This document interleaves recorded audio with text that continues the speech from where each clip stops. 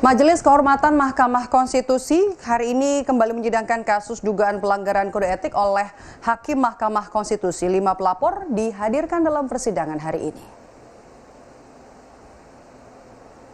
5 pelapor yang dihadirkan yakni atas nama Perhimpunan Pemuda Madani, Perhimpunan Bantuan Hukum dan HAM Indonesia, Tim Advokasi Peduli Hukum Indonesia, Badan Eksekutif Mahasiswa Universitas NU Indonesia, dan Kantor Advokat Alam Syah Hanafiah. Salah satu pelapor menyebut putusan Hakim Konstitusi soal perkara syarat batas usia Capres-Cawapres telah melanggar konstitusi Undang-Undang Dasar 1945. Karena itu, pelapor meminta Majelis Kehormatan MK untuk memberhentikan secara tidak hormat 3 hakim yang menyetujui putusan itu atas nama Anwar Usman, Manahan Sitompul, dan Guntur Hamzah. Itu saja. Lapornya Prof.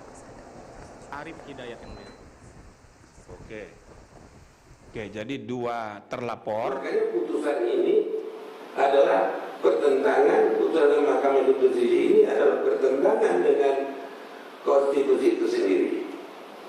Karena tidak diatur dalam Undang-Undang 45 tentang batas usia.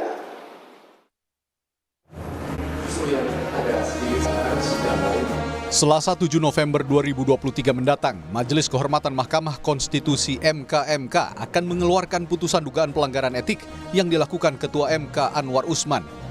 Sejumlah pelapor melayangkan sejumlah tuntutan serius, mulai dari pemberhentian Anwar Usman sebagai Ketua MK dengan tidak hormat, hingga mencabut putusan MK nomor 9 tahun 2023 tentang syarat usia Capres-Cawapres. Pakar hukum tata negara menyebut tuntutan ini memang bisa berdampak pada putusan MK soal syarat usia Capres-Cawapres. Kemungkinan dampaknya pada putusan 90 itu. Misalnya ketika MK memerintahkan kepada majelis yang tersisa dengan asumsi kalau nanti Anwar Usman dipecat dengan tidak hormat, untuk mengulang, atau karena sudah ada perkara yang masuk, 3 perkara masuk, untuk mengulang pembahasan pasal 169 huruf Q ini yang soal umur tadi yang ditambahkan. MK sudah membuat kebijakan untuk mempercepat pengambilan putusan 7 November karena ada batas memperhatikan jadwal pemilu tersebut. Walaupun menurut peraturan mereka itu maksimal bekerja 30 hari, tapi mereka mempercepatnya melihat situasi politik seperti ini.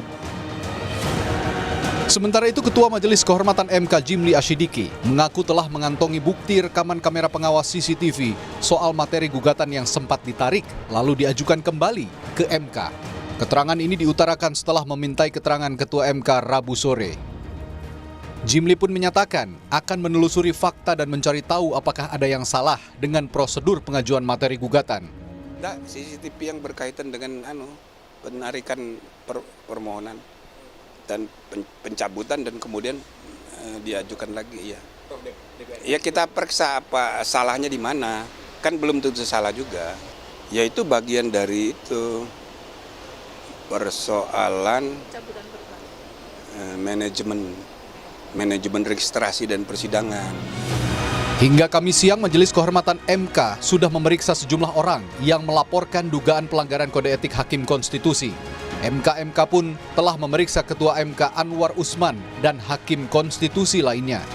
Tim Liputan, Kompas TV, Jakarta. Dan kami ajak Anda untuk menuju ke gedung Mahkamah Konstitusi untuk melihat jalannya sidang dugaan pelanggaran etik Hakim Mahkamah Konstitusi bersama dengan jurnalis Kompas TV ada Dipo Nurbahagia di sana. Selamat sore, Dipo. Hari ini Majelis Hakim Mahkamah Konstitusi ini menghadirkan 5 orang pelapor. Apa yang mau digali dari kelimanya, Dipo? Ya, selamat sore Maidop dan juga saudara. Tentu yang akan digali dari pelapor yang kemudian mengikuti sidang terkait dengan adanya dugaan pelanggaran kode etik Hakim Konstitusi adalah terkait dengan substansi laporan.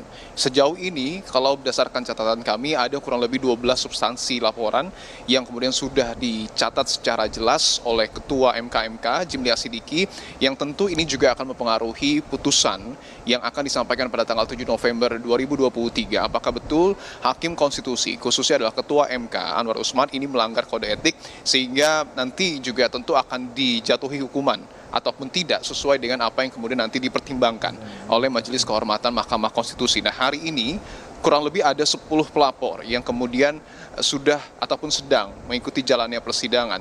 5 pelapor sudah mengikuti jalannya persidangan pada pagi hari tadi dimulai pukul 9 pagi waktu Indonesia Barat dan selesai kurang lebih sekitar pukul 11.30 waktu Indonesia Barat. Sementara 5 pelapor lainnya ini sedang menjalani persidangan dimulai pada pukul 13.30 waktu Indonesia Barat dan masih terus berlangsung sampai dengan saat ini. Nah, secara garis besar tentu ada persamaan dari substansi laporan yang sebelumnya juga sudah disampaikan oleh para pelapor. Kalau kami catat sampai dengan hari ini, sejak hari Selasa sampai dengan hari Kamis kurang lebih ada 21 pelapor. Sebenarnya substansinya adalah bagaimana kemudian putusan MK terkait dengan batas usia capres dan cawapres yang kemudian menuai polemik di tengah masyarakat. Ini begitu banyak melahirkan kejanggalan gitu, baik dari tata administrasi, kemudian juga bagaimana kemudian keputusan itu diambil dan juga dikaitkan dengan hubungan kekeluargaan antara Ketua MK Anwar Usman dengan Presiden Jokowi dan juga bakal calon wakil Presiden Gibran Rakabuming Raka yang dinilai diuntungkan dengan adanya putusan MK tersebut. Nah, untuk hari ini ada sejumlah hal yang cukup menarik. Tadi kami mencoba mencatat, salah satunya adalah dari Ketua Kantor Advokat Alam Syah Hanafiyah, yakni bernama Alam Syah Hanafiyah, yang menilai bahwa seharusnya Mahkamah Konstitusi ini adalah lembaga yang melakukan penegakan hukum, artinya ataupun penegakan konstitusi, artinya suatu lembaga yang betul-betul harus menjaga marwah dan juga harus menegakkan konstitusi di NKRI. Tetapi dengan berkaca pada keputusan MK, Alam Syah Hanafiyah menilai bahwa justru Mahkamah Konstitusi ini bertentangan dengan konstitusi itu sendiri. Kenapa hal ini disebutkan? Karena menurut Alam Syah Hanafiyah, putusan MK dengan perkara nomor 90 ini telah bertentangan ataupun melanggar Undang-Undang Dasar 1945 karena Mahkamah Konstitusi dinilai membuat peraturan sendiri dan juga mengambil kewenangan yang sebenarnya dimiliki oleh DPR dan juga Presiden untuk membuat undang-undang.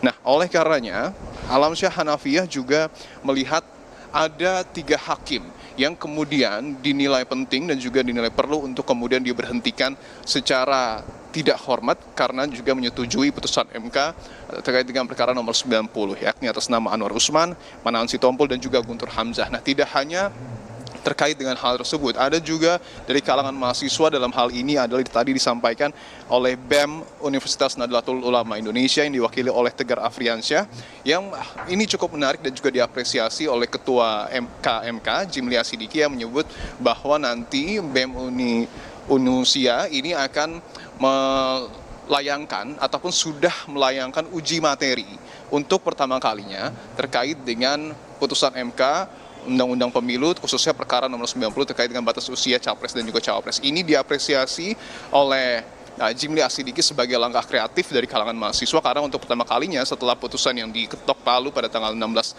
Oktober 2023 baru kali ini ada uji materi terkait dengan batas usia capres dan juga cawapres di Mahkamah Konstitusi. Dan menariknya lagi, Tegar Afriansyah ataupun BEM Unusia meminta bahwa nanti jalannya persidangan untuk perkara nomor 141 yang akan digelar pada tanggal 8 November 2023 diminta untuk tidak dipimpin ataupun untuk tidak dihadiri oleh Ketua MK Anwar Usman. Tentu semangatnya atau tentu landasannya adalah mereka takut jika nantinya Anwar Usman kembali ikut dalam persidangan yang membahas terkait dengan batas usia capres-cawapres ini kembali akan ada konflik kepentingan. Itu yang kemudian dihindari ataupun yang diinginkan oleh BEM Unusia yang juga tadi beberapa kali bahkan cukup sering Jimli Asidiki mengapresiasi langkah yang kemudian diambil oleh kalangan mahasiswa tersebut. Nah, untuk sore hari ini juga nanti rencananya akan dijadwalkan pemeriksaan kepada 3 hakim konstitusi atas nama Daniel Yusmik, kemudian juga Guntur Hamzah, Wahidudin Adams yang juga kita tahu artinya secara keseluruhan hari ini adalah hari terakhir ataupun secara total sudah 9 hakim konstitusi diperiksa oleh Majelis Kehormatan Mahkamah Konstitusi. Nah, yang menarik juga bahwa pada esok hari Ketua MK Anwar Usman kembali akan dipanggil dan juga diperiksa oleh MK untuk kemudian dalam tanda kutip dikonfrontir ataupun seluruh substansi laporan yang kemudian sudah dimiliki oleh Majelis Kehormatan Mahkamah Konstitusi ini akan dipaparkan dan juga akan dimintai keterangannya apakah betul atau tidak substansi laporan tersebut secara langsung kepada Ketua MK Anwar Usman. Maido.